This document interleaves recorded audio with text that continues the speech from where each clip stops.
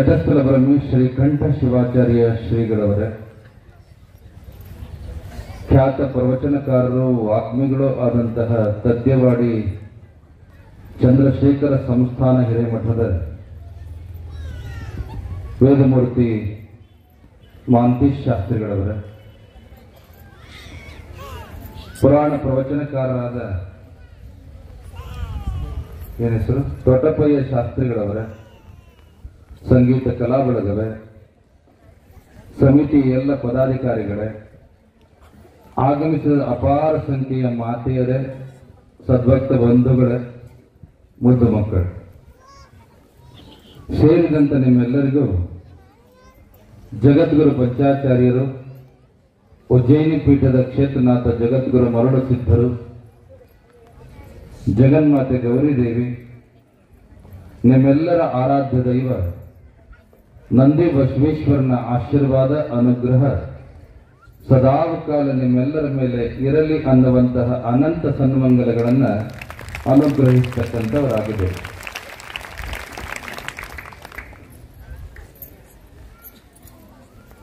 ಹನ್ನೊಂದು ದಿನ ಪುರಾಣ ಪ್ರವಚನವನ್ನು ಕೇಳಿದ್ದೀನಿ. ಒಬ್ಬ ಶಾಸ್ತ್ರಕಾರ ಬಹಳ ಚಂದ ಹೇಳ್ತಾರ ಒಂದು ಮಾತು, जिंदगी में 4000 किताबें पढ़ो मगर 4 बातें याद रखो. उन 4 बातों में 2 बातें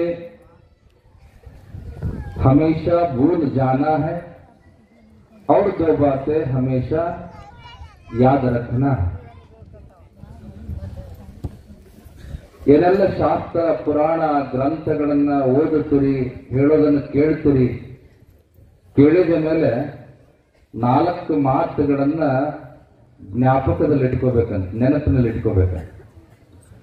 ಆ 4 ಮಾತಿನೊಳಗೆ 2 ಮಾತು ಕೆಲಸ ಆದ ಮೇಲೆ ಮರೆತು ಬಿಡಬೇಕಂತ, ಇನ್ನೆರಡು ಮಾತು ಉಸಿರಿರೋವರೆಗೂ ಕೂಡ ನೆನಪಿಟ್ಕೋಬೇಕಂತ. ನಮ್ಮ ಜನ ಮರೆಯೋದು ಜಾಸ್ತಿ. ಯಾಕಂದ್ರೆ ಪುರಾಣ ವೈರಾಗ್ಯ, ಪ್ರಸೂತಿ ವೈರಾಗ್ಯ, ಮರಣ ವೈರಾಗ್ಯ ಅಂತ ಅನೇಕ ವೈರಾಗ್ಯಗಳನ್ನ ಉಲ್ಲೇಖ ಮಾಡಿದ್ದಾರೆ. ಇಲ್ಲಿ ಕೇಳಿ ಹೋದ ಮೇಲೆ, ಮನೆಗೆ ಹೋದ ಮೇಲೆ ಮತ್ತೆ ಅದೇ ಕೆಲಸ ಇರ್ತಾವ ಬಹಳ ಜನದ್ದು. ಅದು ನಮ್ಮ ಅಂಕಲಿಗೆ ಭಕ್ತರು ಹಂಗಲ್ಲ, ಬಹಳ ಗಟ್ಟಿ ಭಕ್ತರು. ಮ್ಯಾಲೆ ಮಳೆ ಹನಿ ಸರಿಯಾಕತ್ತೈತಿ ಆದ್ರೂ ಗಟ್ಟಿ ಕುಂತೀರಿ ನೀವು. ಅದಕ್ಕೆ ನಿಮ್ಮ ಮೇಲೆ ಬಹಳ ಈ ಊರಿನ ಮೇಲೆ ಪ್ರೀತಿ. ನಮಗೆ ನಮ್ಮ ಕ್ಷೇತ್ರ, ನಮ್ಮ ಕುಲದೈವ ಇಲ್ಲದಾನಂದ್ರೆ, ಗೋತ್ರ ಪುರುಷ ಇಲ್ಲದಾನಂದ್ರೆ ನಾವು ಪ್ರತಿ ವರ್ಷ ತಪ್ಪದಂಗೆ ಎಷ್ಟೇ ಒತ್ತಡ ಇದ್ರೂ ಕೂಡ ಬರುವಂತ ಊರು ಯಾವುದಾದ್ರೂ ಇದ್ರೆ ಅದು ಅಂಕಲಿಗೆ ಗ್ರಾಮ. ಇದನ್ನ ಯಾರು ನಮಗೆ ಭಿನ್ನ ಹಾಕಿ ಹೋಗ್ಯಾರಂದ್ರೆ ಹೊಟಗಿಯ ಲಿಂಗೈಕಿ ಯೋಗಿ ರಾಜೇಂದ್ರ ಶಿವಾಚಾರ್ಯ ಸ್ವಾಮಿಗಳು ಅವರು ಬುದ್ಧಿ ಯಾವ ಊರಿಗೆ ದಯಮಾಡಿಸ್ತಾರೆ ಇಲ್ಲ ಗೊತ್ತಿಲ್ಲ, ಇದು ನಿಮ್ಮ ಕ್ಷೇತ್ರ, ನಿಮ್ಮ ಮಠ, ನಿಮ್ಮ ಊರಿದು, ನೀವು ಇಲ್ಲಿಗೆ ದಯಮಾಡಿಸಿ ಪ್ರತಿ ವರ್ಷ ಆಶೀರ್ವಾದ ಮಾಡಬೇಕು ಅನ್ನುವಂಥ ಮಾತನ್ನ ನಮಗೆ ಹೇಳಿದವರು ಯಾರಪ್ಪ ಅಂದ್ರೆ ಆ ತಪೋರತ್ನಂ ಯೋಗಿ ರಾಜೇಂದ್ರ ಶಿವಾಚಾರ್ಯ ಸ್ವಾಮಿಗಳು. ಬಹುಶಃ ಅವರ ಭಿನ್ನಾದ ಶಕ್ತಿ ಅಷ್ಟು ದೊಡ್ಡದದು. ಭಿನ್ನಾದ ಶಕ್ತಿ, ಅವರ ವಿನಂತಿಯ ಪ್ರಾರ್ಥನೆಯ ಬಲ ಬಹಳ ದೊಡ್ಡದಿರುವುದರಿಂದ ಪ್ರತಿ ವರ್ಷವೂ ಕೂಡ ಈ ಊರಿಗೆ ಬರುವಂತ ಒಂದು ಅವಕಾಶ ನಿಮ್ಮೆಲ್ಲರಿಗೂ ಜಗದ್ಗುರುವರನ್ನ ದರ್ಶನ ಮಾಡತಕ್ಕಂಥ ಭಾಗ್ಯ ಒದಗಿ ಬಂದದ ಅನ್ನುವಂಥದ್ದು. 2 ಮಾತು ಮರೆತು ಬಿಡಬೇಕು.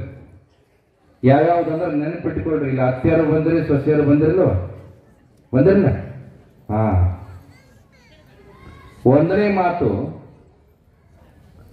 ನಾವು ಯಾರಿಗಾದ್ರೂ ಒಳ್ಳೇದು ಮಾಡಿದ್ರೆ, ಯಾರಿಗಾದ್ರೂ ಏನನ್ನಾದ್ರೂ ಕೊಟ್ಟಿದ್ರೆ, ಯಾರಿಗಾದ್ರೂ ಕಷ್ಟ ಕಾಲದೊಳಗೆ ಸಹಾಯ ಮಾಡಿದ್ರೆ, ಅಥವಾ ದೇವರಿಗಾಗಿ, ಗುರುವಿಗಾಗಿ, ಸಮಾಜಕ್ಕಾಗಿ, ಧರ್ಮಕ್ಕಾಗಿ ಏನಾದ್ರೂ ಒಳ್ಳೆ ಕಾರ್ಯಗಳು ಮಾಡಿ ದಾನ ದೇಣಿಗೆ, ದುಡ್ಡು, ವಸ್ತುಗಳ, ದ್ರವ್ಯಗಳ, ದವಸಗಳ ಸಹಾಯ ಅಥವಾ ಭಕ್ತಿ ಮಾಡಿದ್ರೆ, ಕೊಟ್ಟಿದ್ರೆ, ಅದನ್ನು ಕೊಟ್ಟಿದ್ವಿ ಅನ್ನುವಂಥದ್ದನ್ನ, ಮಾಡಿದ್ವಿ ಅನ್ನುವಂಥದ್ದನ್ನ ಮನಸ್ಸಿನಲ್ಲೂ ಕೂಡ ನೆನಪಿಟ್ಕೋಬಾರದು.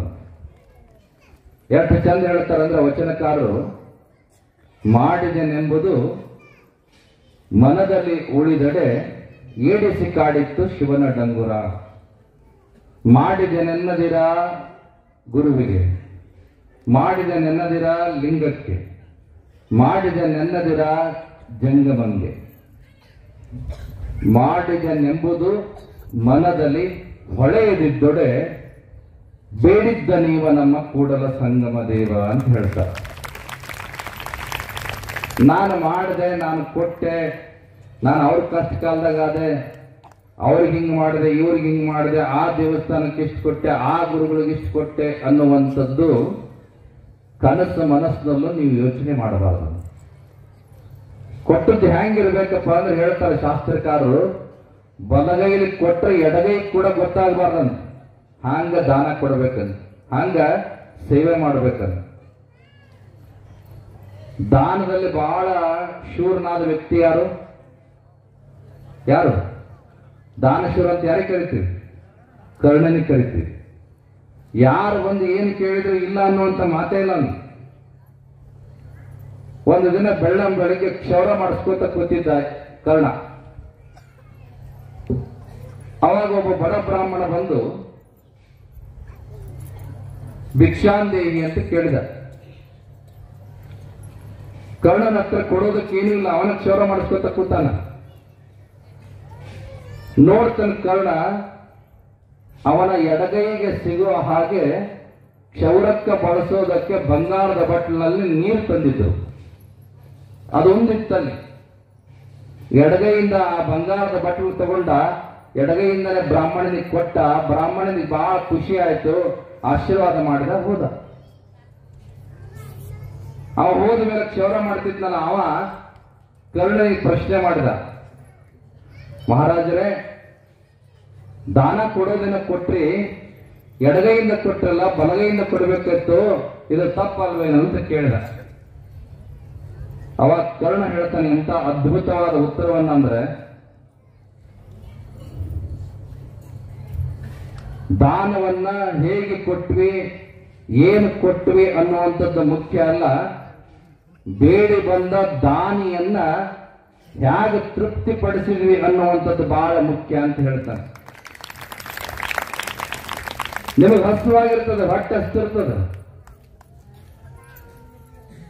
ಉಣ್ಣಾಕ ಅನ್ನ ಬೇಕು, ಏನೋ ದುಡ್ಡು ಬೇಕು. ಬಹಳ ಹೊಟ್ಟೆ ಹಸ್ತಾಗ ಯಾರಾದ್ರೂ ಬಂದು ಅನ್ನ ಕೊಟ್ರೆ ಖುಷಿ ಆಗ್ತದೋ, ದುಡ್ಡು ಕೊಟ್ರೆ ಖುಷಿ ಆಗ್ತದೋ? ಅಲ್ಲೇನು ಸಿಗಂಗಿಲ್ಲ. ಒಂದು ತುತ್ತ ಅನ್ನದ್ರು ಕೊಡೋ ಮರ, ಯಾರು ರೊಕ್ಕ ತಗೊಂಡೆ ನಾನು ಏನು ಮಾಡ್ಲಿ ಅಂತೀರಿ? ಉಣ್ಣಕ್ ಬರ್ತದೆ ಏನ್ ರೊಕ್ಕ?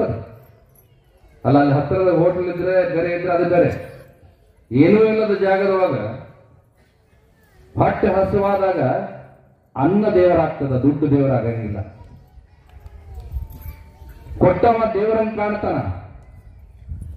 ಎಂತ ಸಮಯಕ್ಕೆ ಬಂದೆಪ್ಪ, ಹೊಟ್ಟೆ ಹಸು ಸಾಯಂಗಾಗಿದ್ದೆ, ಒಂದು ತುತ್ತು ಅನ್ನ ಕೊಟ್ಟು ನನ್ನ ಜೀವ ಉಳಿಸಿದೆ ಅಂತ. ಹೊಟ್ಟೆ ಹಸ್ತಾಗ ರೊಟ್ಟಿ ನೋಡ್ತಿರೋ, ಅನ್ನ ನೋಡ್ತಿರೋ, ಹೋಳಿಗೆ ನೋಡ್ತಿರೋ, ಏನು ಸಿಕ್ಕರೂ ಉಣ್ತೀರಿ ನೀವು. ಅವಾಗ ಅದು ಬೇಡ, ತಿಂಡಿ ಬೇಡ, ಊಟ ಬೇಡ ಅಂತ ನೋಡಂಗಿಲ್ಲ. ಹೊಟ್ಟೆ ತುಂಬುದು ಮಾತ್ರ ಬಹಳ ಮುಖ್ಯ ಆಗಿರ್ತದೆ.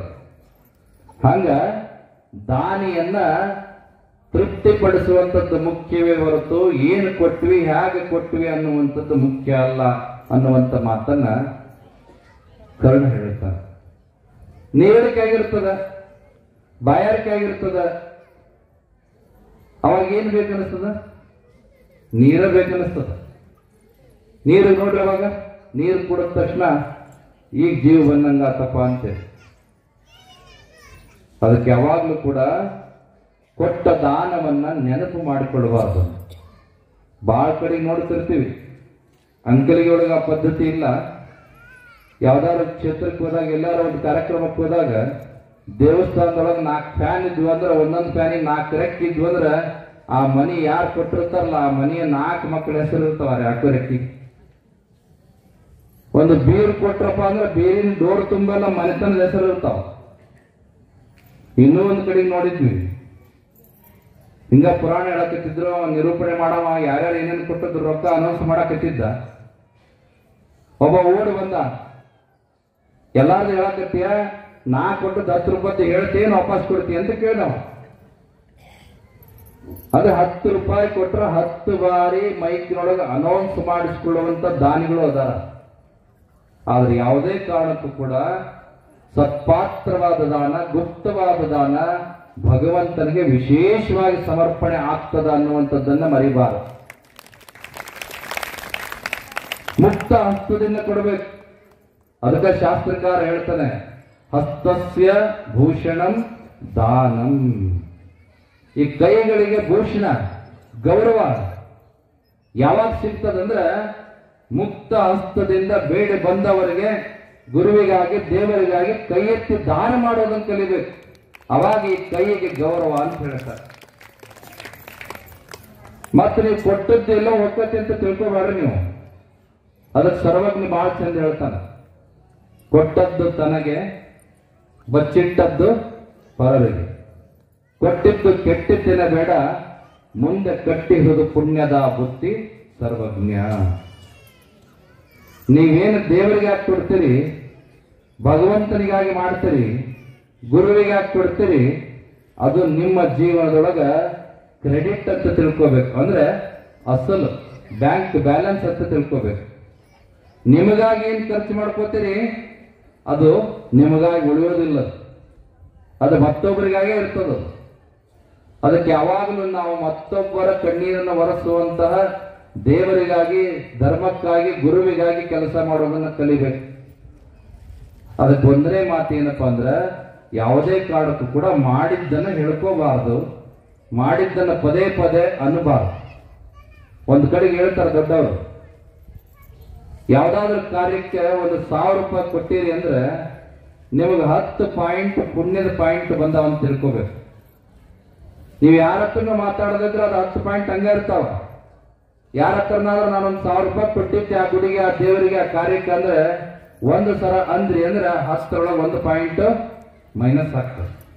ಹಂಗ 10 ಸಲ 10 ಜನರ ಮುಂದೆ ಹೇಳಿದ್ರಿ ಅಂದ್ರೆ ಪುಣ್ಯದ ಪಾಯಿಂಟ್ ಎಷ್ಟು? 0. ಅದಕ್ಕೆ ಯಾವುದೇ ಕಾರಣಕ್ಕೂ ಕೂಡ ಗುಪ್ತೋ ಮುಕ್ತ ಪ್ರಕಟೋ ಭ್ರಷ್ಟ ಅನ್ನುವಂತ ಮಾತಾಡೋದು. ಮಾಡಿದ್ದನ್ನ ಮರೆತು ಬಿಡಬೇಕು. ಭಗವಂತನಿಗೆ ಗೊತ್ತಿರಬೇಕದು, ಇನ್ನಾರಿಗೂ ತಿಳಿಯೋ ಅವಶ್ಯಕತೆ ಇಲ್ಲ. ಬರೀ ಮಾತಿನೊಳಗೆ ಹೇಳ್ತಿರ್ತೀರಿ, ಇಳೆ ನಿಮ್ಮ ದಾನ, ಬೆಳೆ ನಿಮ್ಮ ದಾನ, ಎಲ್ಲ ನಿಮ್ಮದೇ. ದೇವರ ಹತ್ರ ನೋಡ್ಬೇಕು ನೀವು, ಎಲ್ಲ ನಿಂದಪ್ಪ ಅಂತಿರ್ತೀರಿ. ಬೆಳೆದ ಮೇಲೆ APMCಗೆ ಹೋಗೋ ಹೊರತು ಚೀಲಗಳು ದೇವಸ್ಥಾನಕ್ಕೆ ಬಂದವ್ರು ನೋಡಿರಿ ನೀವು, ಎಲ್ಲ ನಿಮ್ದು ಅಂತ ಹೇಳಿದ್ಮೇಲೆ ಮಾತನ್ನೆಲ್ಲ ಹೇಳೋದಲ್ಲ. ಯಾಕಂತ ಕೇಳಿದ್ರೆ ಇವತ್ತು ಏನೇ ನಾವು ಶ್ವಾಸದಿಂದ ಜೀವನ ಮಾಡಕತ್ತೀವಿ, ಜೀವಿಸಕತ್ತೀವಿ ಅಂದ್ರೆ ಅದಕ್ಕೆ ಪರಮಾತ್ಮನೇ ಕಾರಣ. ಆ ಪರಮಾತ್ಮನ ಅಂಶ ಇಲ್ಲದೆ ಹೋದ್ರೆ 84 ಲಕ್ಷ ಜೀವರಾಶಿಗಳು ಕೂಡ ಅಳಗಾಡೋದಕ್ಕೂ ಸಾಧ್ಯ ಇಲ್ಲ. ಅದಕ್ಕೆ ಹೇಳ್ತಾರೆ, ತೇನ ವಿನ ತೃಣಮಪಿ ನ ಚಲತಿ. ಅವನ ಅಪ್ಪಣೆ ಇಲ್ಲದೆ ಒಂದು ಹುಲ್ಲು ಕಡ್ಡಿ ಕೂಡ ಅಳಗಾಡೋದಿಲ್ಲ. ಅದಕ್ಕೆ ಮಾಡಿದ್ದನ್ನ ಹೇಳುವಂತ ಪರಿಸ್ಥಿತಿ ಇಟ್ಕೋಬೇಡ್ರಿ, ಮರೆತು ಬಿಡ್ರಿ. ಇನ್ನೊಂದು ಮರಿಬೇಕು. ಒಂದರದ್ದು ಏನ್ ಮರಿಬೇಕು? ಇನ್ನೊಬ್ಬರಿಗೆ ಉಪಕಾರ ಮಾಡಿದ್ದನ್ನು ಮರಿಬೇಕು. ಎರಡನೇದು ಯಾವ್ದು ಮರಿಬೇಕು ಅಂದ್ರೆ, ಯಾರಾದ್ರೂ ನಿಮಗೆ ಅಪಕಾರ ಮಾಡಿರ್ತಾರೆ ನೋಡ್ರಿ, ಯಾರಾದ್ರೂ ನಿಮಗೆ ಏನಾದ್ರೂ ಅಂದಿರ್ತಾರ, ಟೀಕೆ ಮಾಡಿರ್ತಾರ, ಜಗಳ ಮಾಡಿರ್ತಾರ, ಏನಾದ್ರೂ ನಿಂದೆ ಮಾಡಿರ್ತಾರ, ಅಪಕಾರ ಮಾಡಿದ್ದನ್ನು ಕೂಡ ಪ್ರತೀಕಾರ ಮಾಡದೆ, ನೆನಪಿನಲ್ಲಿ ಇಟ್ಕೊಳ್ಳದೆ, ಅದನ್ನು ಕೂಡ ಮರೆತು ಕ್ಷಮಿಸುವಂತ ಗುಣವನ್ನು ಕಲಿಬೇಕು ಅಂತ ಹೇಳ್ತಾರೆ. ಇದು ಅತಿ ಸುಚಿ ಜಗಳದ ಬಂತು, ಗಂಡ ಹೆಂಡತಿ ಜಗಳ ಬಂತು, ಸ್ನೇಹಿತರ ಜಗಳ ಬಂತು, ಯಾವುದೇ ವಿಷಯದಲ್ಲಿದ್ರೂ ಕೂಡ ಅದನ್ನು ಕ್ಷಣ ಮಾತ್ರದಲ್ಲಿ ಮರೆಯುವಂತ ಸ್ವಭಾವ ಇರಬೇಕು. ಒಬ್ಬ ಸುಭಾಷಿತಕಾರ ಬಹಳ ಚಂದ ಹೇಳ್ತಾರೆ, ಯಾರ್ಯಾರಿಗೆ ಎಷ್ಟೆಷ್ಟು ಕೋಪ ಐತಿ ಅಂತ ಅರ್ಥ ಮಾಡ್ಕೊಂಡ್ಬಿಡ್ರಿ, ನೀವ ಪರೀಕ್ಷೆ ಮಾಡ್ಕೊಳ್ರಿ. ಯಾರ್ಯಾರಿಗೆ ಎಷ್ಟೆಷ್ಟು ಕೋಪ ಬರ್ತದಂತ. ಕೋಪ ಹೆಂಗಿರ್ಬೇಕು, ಸಿಟ್ಟು ಹೆಂಗಿರ್ಬೇಕು ಅಂದ್ರೆ, ಉತ್ತಮೇಚ ಕ್ಷಣಂ ಕೋಪೋ. ಎಷ್ಟು ಚಂದ ಹೇಳ್ತಾರೆ ನೋಡ್ರಿ. ಉತ್ತಮೇಚ ಕ್ಷಣಂ ಕೋಪೋ, ಮಧ್ಯಮೇ ಘಟಿಕಾದ್ವಯಂ, ಅಧಮೇ ಶಾಟ್ ಅಹೋರಾತ್ರೌ, ಪಾಪಿಷ್ಟೇ ಮರಣಾಂತಿಕ. ಯಾರು ಉತ್ತಮರಂದ್ರ ಒಂದು ಕ್ಷಣ ಸಿಟ್ಟು ಮಾಡಿ ಮತ್ತೊಂದು ಕ್ಷಣದೊಳಗೆ ಪ್ರೀತಿ ಮಾಡುವಂತ ಗುಣ ಯಾರಿಗಿರ್ತದಲ್ಲ ಅವರನ್ನ ಉತ್ತಮರು ಅಂತ ಕರೀತಾರೆ. ಹಂಗಿರ್ಬೇಕು ಕೋಪ. ನೀರಿನ ಮೇಲಿನ ಗುಳ್ಳೆ ಹೆಂಗಿರ್ಬೇಕು? ಬಹಳ ತಿರ್ತದನ್ನದು. ನೀರಿನ ಮೇಲೆ ಗುಳ್ಳೆ ಬಹಳ ತಿರಕ್ ಸಾಧ್ಯವೇ ಇಲ್ಲ. ಹಂಗ ನಿಮ್ಮ ಕೋಪ ಇರ್ಬೇಕು, ಕರಗಿ ಬಿಡ್ಬೇಕು. ಅದಕ್ಕೆ ಉತ್ತಮರ ಲಕ್ಷಣ ಅಂತ ಕರೀತಾರೆ. ಇನ್ನು ಎರಡನೇದು ಮಧ್ಯಮೇ ಘಟಿಕಾ ದ್ವಯಂ. ಕೆಲವ್ರಿಗೆ ಇರ್ತದ ನೋಡ್ರಿ, ಒಂದ್ 2 ತಾಸು ಅವನ್ನ ಮಾತಾಡ್ಸಕ್ ಹೋಗ್ಬೇಡ, ಸುಮ್ಮನೆ ಅವ್ನು ಬರ್ತಾನ, ಅವನ ಪಾಡಿಗೆ ಅವನು ಅಂತಿರ್ತಾರ. ಹೌದಲ್ಲ? ಆಕೆ ಸುಮ್ಮನೆ ಕುಂತಾಳಲ್ಲ ರೂಮ್ನಾಗ, ಒಂದ್ 2 ತಾಸು ಸುಮ್ಮನೆ ಆಕೆ ಮಾತಾಡ್ಸಕ್ ಹೋಗ್ಬೇಡ ಅಂದ್ರ ತಾಸು 1.5 ತಾಸು ಆದ್ಮೇಲೆ ತಣ್ಣಗಾಗಿ ಬರ್ತಾರ ಅವ್ರು. ಅಂತವ್ರನ್ನ ಮಧ್ಯಮರು ಅಂತ ಕರೀತಾರೆ. ಯಾರ್ಯಾರಿಗೆ ಯಾವ್ಯಾವ ತರದ ಕೋಪ ಇದ್ದು ಗೊತ್ತಾಗತ್ತಿಲ್ಲ, ಕಡಿಮೆ ಮಾಡ್ಕೊಳ್ಳೋ ಪ್ರಯತ್ನ ಮಾಡಬೇಕು. ಇನ್ನ ಅಧಮೇ ಶಾಟ್ ಅಹೋರಾತ್ರ. ಇನ್ನು ಕೆಲವರು ಇರ್ತಾರ, ಅವ್ರಿಗಂತಿರ್ತಾರ ಸುಮ್ಮನಪ್ಪ, ಒಂದಿನ ಅರ್ಧ ರಾತ್ರಿ ಅರ್ಧ ಆಗಲು ಹೋಗ್ಲಿ, ಸುಮ್ಮನೆ ಕಡಿಮೆ ಆಗ್ತೈತಿ ಅಂತ ಇರ್ತಾರ. ಅವ್ರನ್ನ ಅಧಮರು ಅಂತ ಕರೀತಾರೆ. ಇನ್ನು ಕೆಲವರು ಇರ್ತಾರ, ನಂದೊಂದು ಎಕರೆ ಹೋದ್ರೂ ಪರವಾಗಿಲ್ಲ, ಏನೇನು ಮಾಡಬೇಕು ಅದನ್ನ ಮಾಡಿ ಬರಬೇಕು. ನಂದೊಂದು ಕಣ್ಣು ಹೋದ್ರೂ ಪರವಾಗಿಲ್ಲ, ಅವನೊಂದು ಕಣ್ಣು ಕಿತ್ತು ಬರ್ಬೇಕು. ಇವರನ್ನ ಪಾಪಿಷ್ಟರು ಅಂತ ಕರೀತಾರೆ. ಅವರ ಉದ್ದೇಶದ ಕೋಪ ಹೆಂಗಿರ್ತದಂದ್ರೆ, ಏನಾದ್ರೂ ಒಂದು ಅನಾಹುತ ಆಗೋವರೆಗೂ ಕೂಡ ಆ ಕೋಪ ಅವರನ್ನ ಬಿಡೋದಿಲ್ಲ.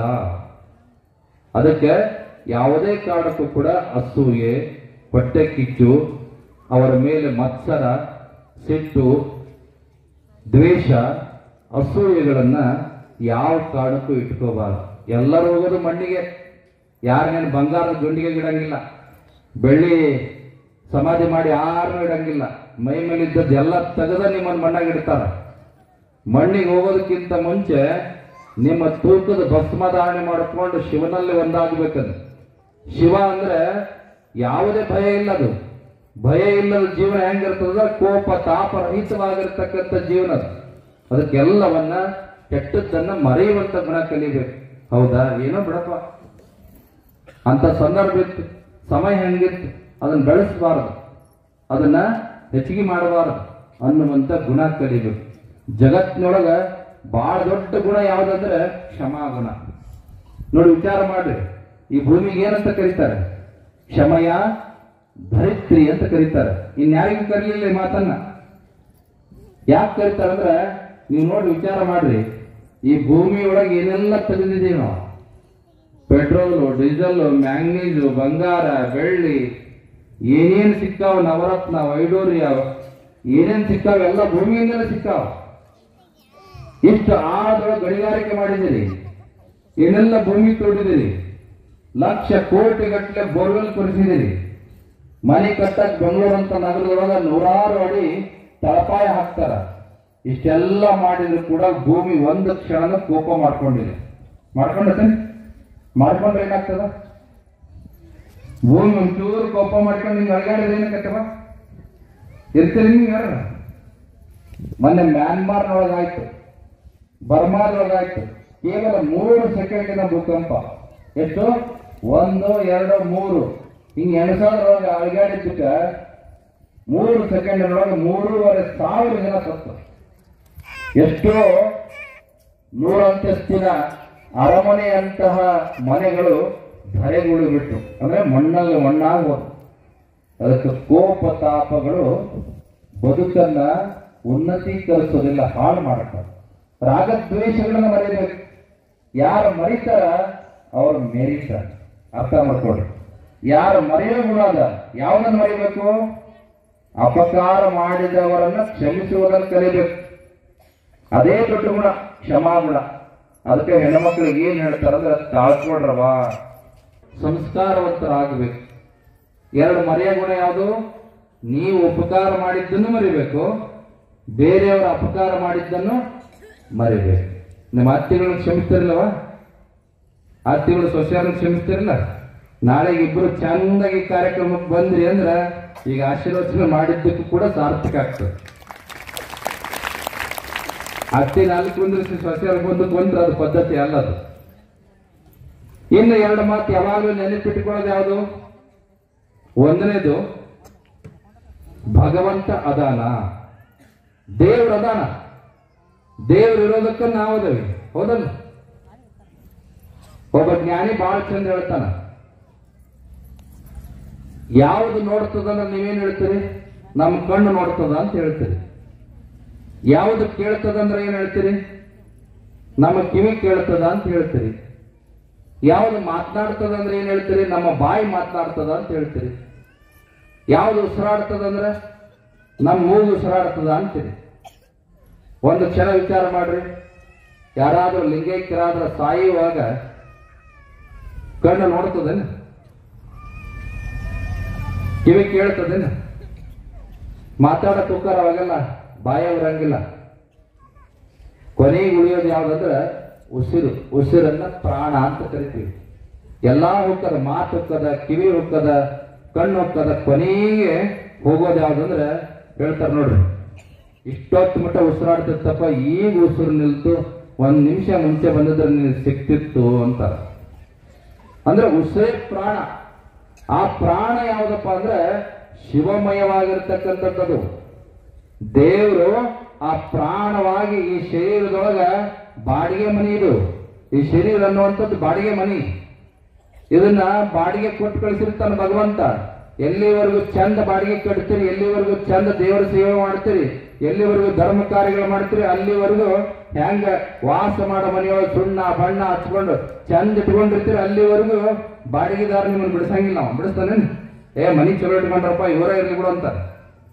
ಯಾವಾಗ ನೀವು ಕಿರಿಕಿರಿ ಮಾಡಕತ್ತಿದ್ರಿ, ಹೊಲಸು ಮಾಡಿದ್ರಿ, ಆ ಮನೆ ಗಲಾಟೆ ಮಾಡಕತ್ತಿದ್ರಿ, ಏನ್ ಮಾಡ್ತಾನ? ಮೊದಲು ಬಂದು ನೋಟಿಸ್ ಕೊಟ್ಟು ಮನೆ ಬಿಡಿಸ್ತಾನ.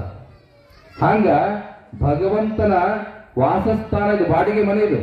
ಅದಕ್ಕೆ ಹೇಳ್ತಾರೆ ಕನ್ನಡದೊಳಗೆ, ದೇವರ ಮನೆ ಇದು, ಈ ಜಗವೆಲ್ಲ ಬಾಡಿಗೆದಾರರು ಜೀವಿಗಳೆಲ್ಲ, ಇಷ್ಟೇ ವರುಷ ಇಷ್ಟೇ ಹರುಷ ಕಂತು ಕರಾರು ಮಾಡ್ಕೊಂಡು ಬಂದಿರತಕ್ಕಂಥ ವ್ಯವಸ್ಥೆ ಅದು.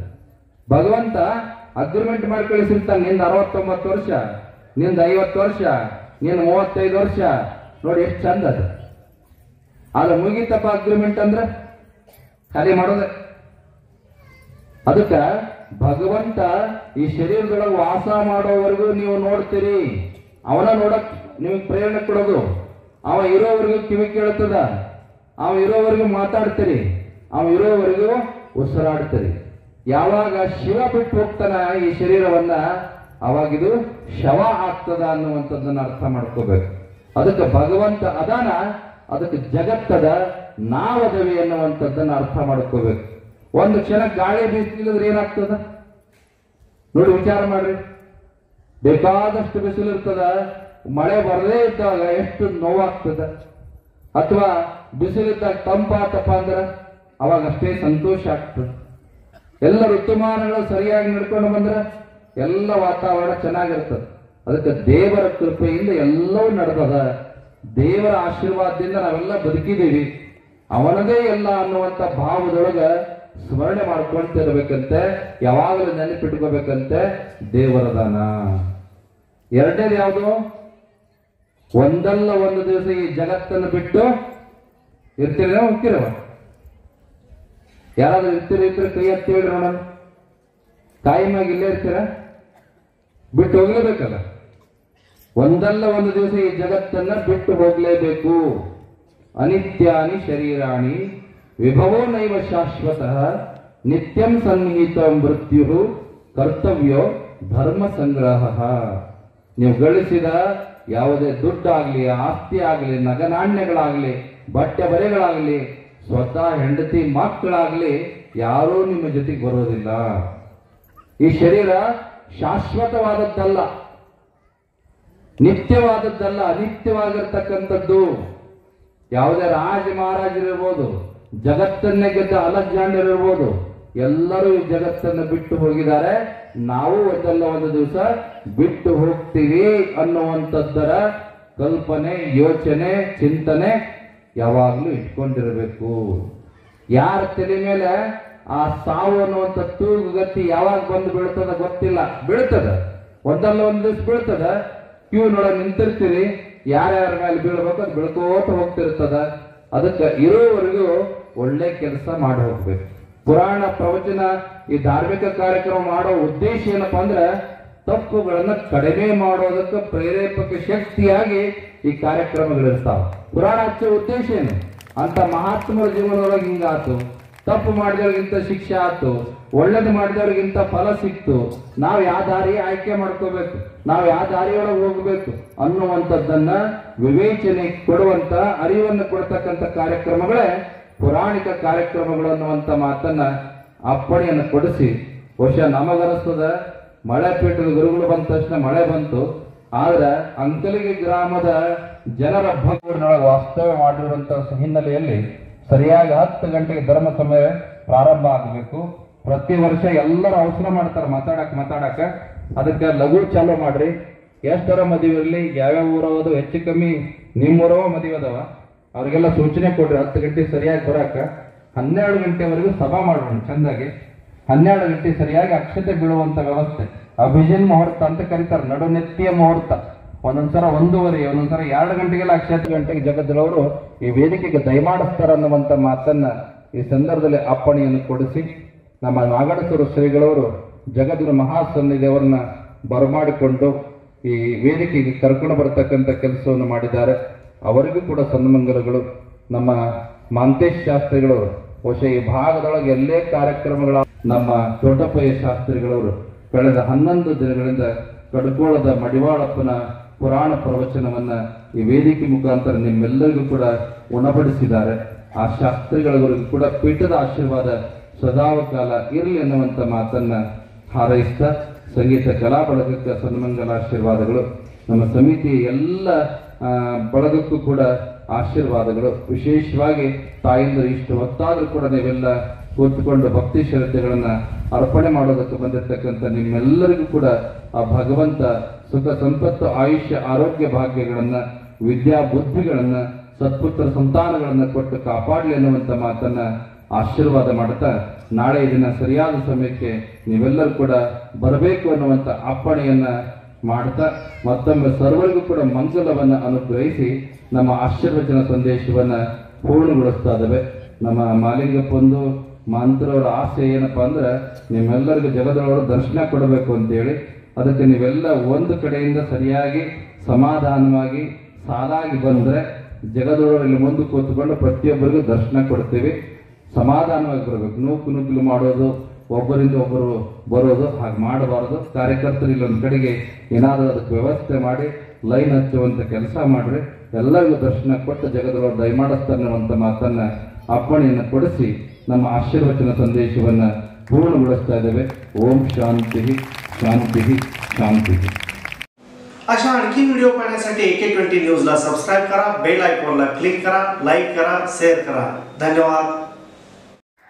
सर्व प्रकारच्या घरगुती वस्तू खरेदीसाठी एक परिपूर्ण भव्य दालन.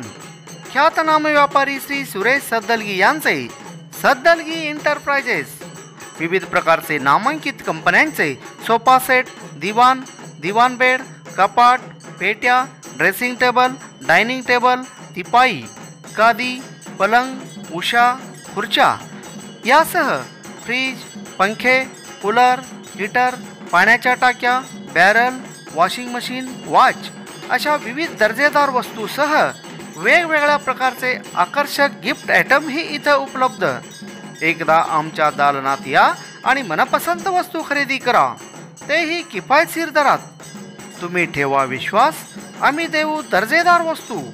आमचा पत्ता सद्दलगी एंटरप्राइजेस, मुख्य चौक, Talwal station, taluka Akkalkot. Mobile number 9423 06 51 26 9588 68 08 60. Shri Saddalgi बंधू म्हणजे जिवाळा आणि आत्मीयतेने वागणारी आपलीच माणसं. तळवळ भागातील वस्त्रवैभवात भर घातलेल्या Shri SP Kasar and sons यांच्या Mahavir cloth centre and jeans corner येथे विविध प्रकारच्या ब्रँडेड कपड्याचं fresh stock, suiting, shirting, readymade, hosiery यासह विविध नामांकित कंपन्यांच्या साड्याचं भरगच्च स्टॉक. कपडे खरेदीसाठी तात्काळ भेट द्या. पत्ता Mahavir cloth stores and jeans corner, देवी मंदिरासमोर, अक्कलकोट रोड, तळवळ स्टेशन, तालुका अक्कलकोट.